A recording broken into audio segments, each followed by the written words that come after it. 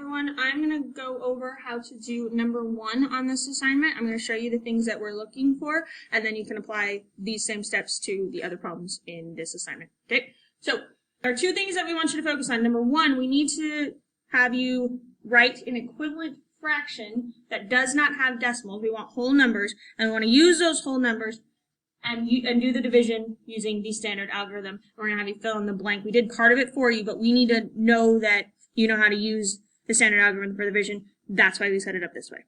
Okay, so first things first, I have 281.4 divided by 2.1. I need to put that in fraction form. Remember, your dividend goes on top.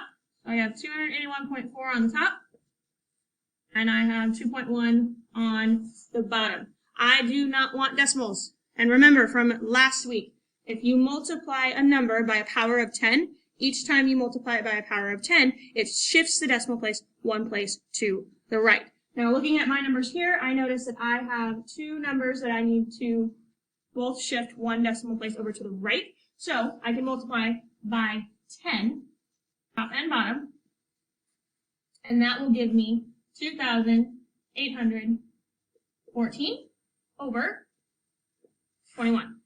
That is what we want you to write right here. So now that I have my equivalent fraction with whole numbers, I want you to put those whole numbers in the standard algorithm model. Okay, so 2,814 is already there. That means I need to put 21 there.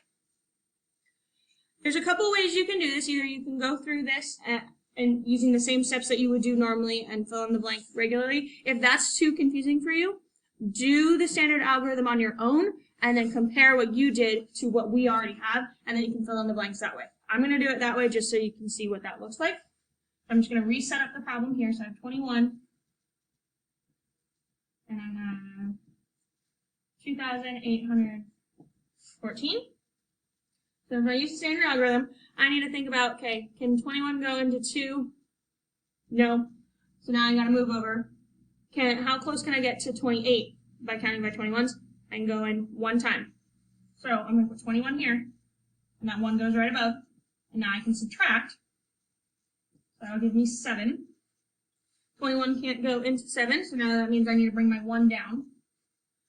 So now I got to see how close can I get to 71 when I'm counting by 21s.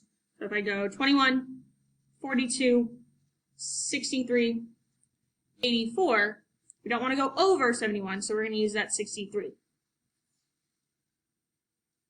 How many times did I count by 21 to get to 63? 3 times. 3 times 21 will give you 63. So that 3 needs to go right above there. So now I can subtract here.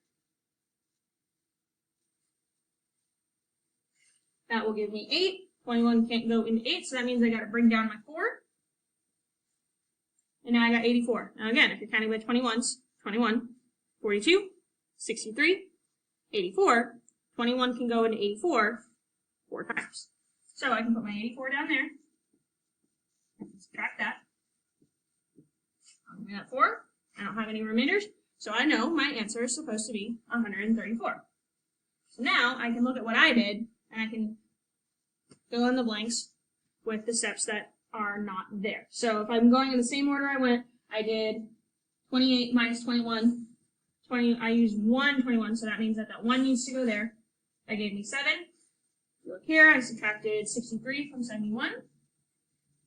And 21 goes into 63 3 times. That gave me the 8. I brought down the 4.